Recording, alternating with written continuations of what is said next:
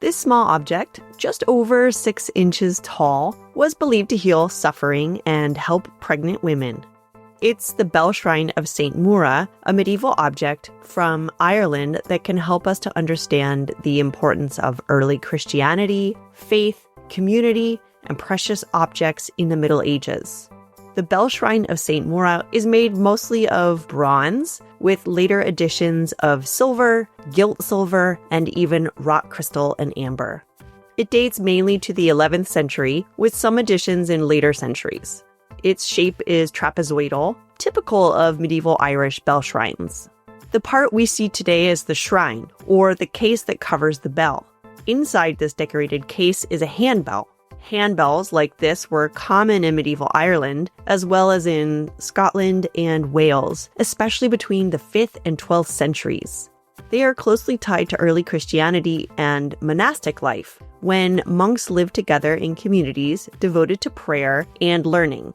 In early medieval Ireland, handbells were used in monasteries to mark time. They signaled when it was time to pray, eat, or gather together. Over time, these bells became sacred because of who used them. When a bell was closely associated with a saint or a person who was thought to have lived a life of exemplary Christian holiness, it became what we call an associative relic, meaning it was an object the saint touched or used.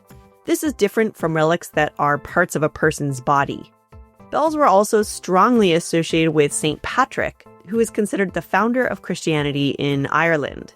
According to legend, a bell was found in his tomb, and whether or not that actually happened, bells became symbols of early Irish Christianity. There's even a famous handbell and shrine of St. Patrick in Dublin today.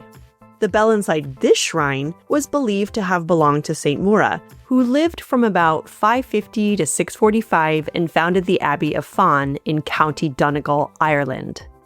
According to legends written down much later, in the 19th century, this bell was thought to ease suffering. Some stories even say that pregnant women drank water from it for protection.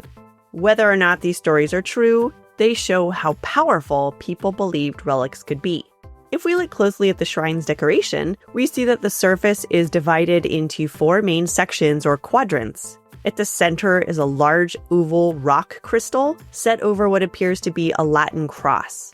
Rock crystal was rare and precious, and it helped signal that this object was sacred.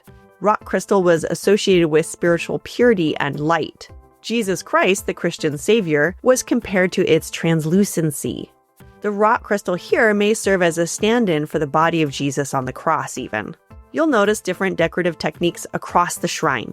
The bell handle is also encased, and here we see openwork, with open areas that create patterns you can see through.